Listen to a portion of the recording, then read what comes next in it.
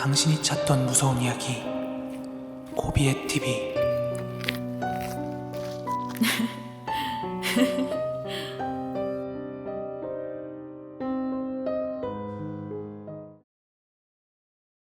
실제로 지역신문에 실렸던 괴담 이야기입니다. 어느 날 밤 엄청 기이한 일이 순식간에 펼쳐졌습니다. 머리가 쭈뼛쭈뼛 서더라고. 차를 세워달라는 듯 손을 흔드는데 도저히 멈출 수가 없더라니깐요.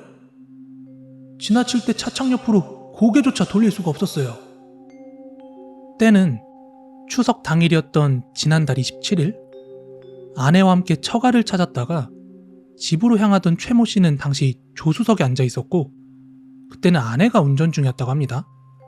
그때 창녕군 부곡면과 창원시 동읍을 잇는 지방도 30호선을 타고 있었고, 가로등 없이 깜깜했지만 되게 익숙한 길이었다고 합니다. 사건은 밤 11시 10분께였는데 남이장군 정선공주 묘역을 지나서 본포교로 향할 때였습니다. 쩌만치 앞서가던 차 한 대가 뭔가 갓길에서 벗어나려는 듯 갑자기 휘청거리더니 곧이어 갓길에 홀로 서 있는 어떤 한 사람의 모습이 그 최씨 부부 눈에 들어왔다고 합니다.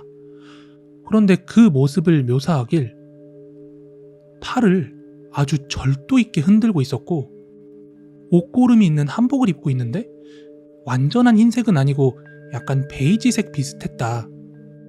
그리고 소매가 짧아서 팔이 반쯤 보였고, 머리는 일주일 정도 안 감은 것처럼 완전히 산발이었다고 합니다.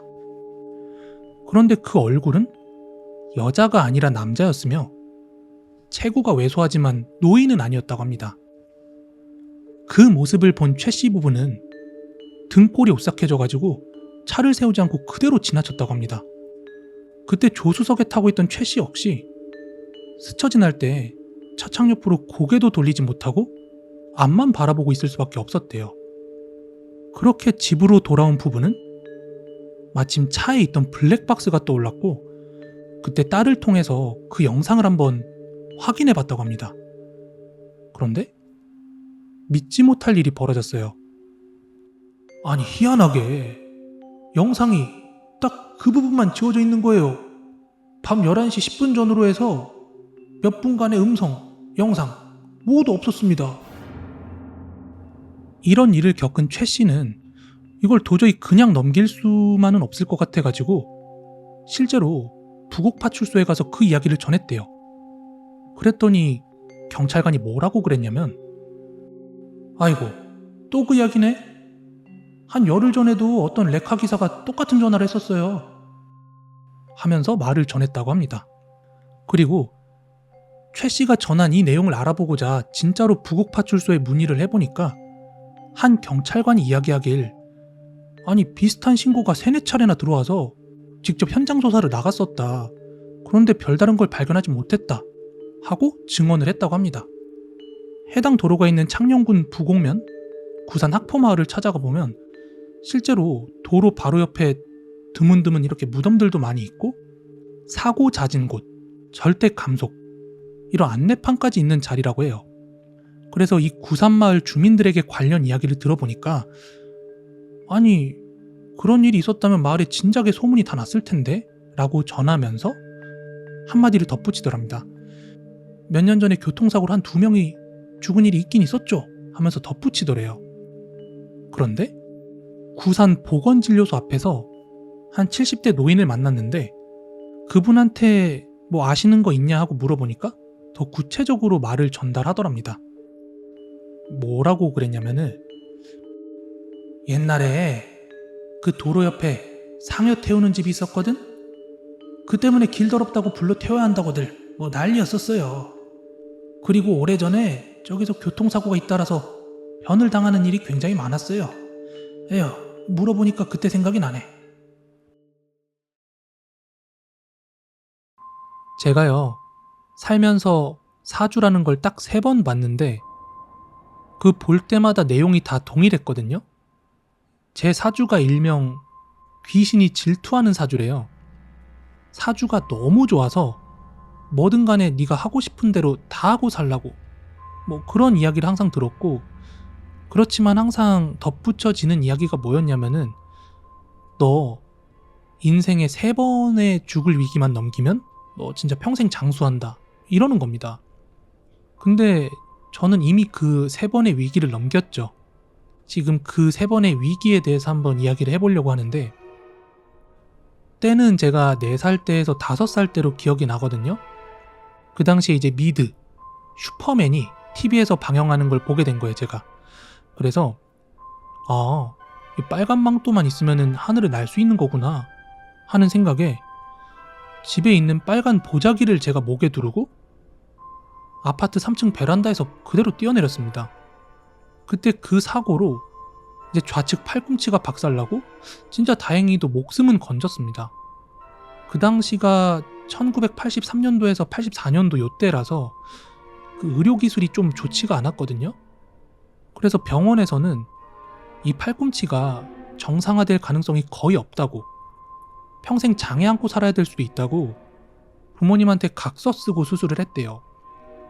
근데 그게 또 비교적 수술이 성공적으로 잘 돼가지고 기적적으로 제 왼팔을 쓰는 데는 큰 지장이 없게 되었어요. 그런데 그 수술 후에 제가 재활치료받고 팔 각도가 정상 각도보다 약간 틀어져가지고 접고런 가는 길이었거든요. 근데 또 그 당시에는 제가 야구를 엄청 좋아했어요. 그래서 테니스 공을 가지고 놀면서 이렇게 인도로 걷고 있다가 인제고등학교 근처 내리막길에서 제가 그 공을 놓쳤습니다. 그래서 그 공만 보고 막 뛰어갔어요. 공 잡으려고. 그런데 저를 못 보고 저도 못 보고 어떻게 보면 제가 위험하게 뛰어든 건데 택시에 몸이 깔리는 사고가 났어요. 근데 정말 어처구니가 없게도 그 어린아이가 택시에 깔렸는데 다친 곳이 하나도 없었습니다. 이게 2번째 죽을 위기였죠. 그리고 3번째는 제가 국민학교 2학년 때 88년도였거든요. 그 해 추석에 저랑 사촌 형이랑 둘이서 경운기를 타고 밤을 따러 갔었어요. 그렇게 밤을 따러 갔다가 돌아오는 길에 산비탈에서 경운기를 돌리던 중이었는데 바퀴가 이렇게 풀숲에 걸렸어요. 그래서 그걸 빼내려고 하다가 그 경운기의 무게중심이 앞쪽으로 쏠리면서 앞쪽으로 이제 무거워지면서 그 경운기가 중심을 잃고 산비탈에서 굴러버린 거예요. 근데 당시에 제가 경운기 뒤쪽에 있었고 사촌형은 그 운전석에서 급하게 혼자 뛰어내렸습니다. 그러다가 추수 끝나고 물 채우는 논에 경운기가 뒤집어진 채로 처박힌 거예요. 그러니까 저는 이제 그 경운기 뒤쪽에 이 짐칸에 갇히게 된 겁니다. 근데 이 물 받아놓은 논이 진흙에다가 딱 뭐라 그러지?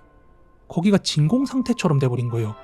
그러니까 이게 한두 사람의 힘으로는 뒤집어지질 않는 거예요. 진짜 사람 죽겠다 싶어가지고 온 동네 사람들이 다 총출동해가지고 저를 구해냈습니다. 근데 그 당시 사람들이 다들 제가 죽은 줄 알았대요.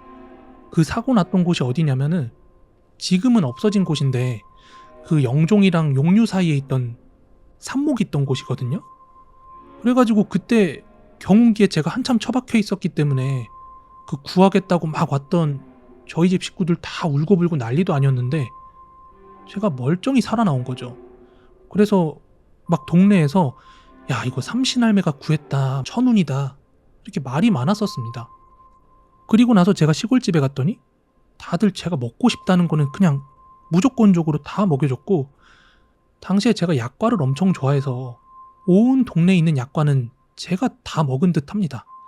정말 그때 3번의 위기 잘 넘기고 나서 지금까지 건강하게 잘 살고 있습니다.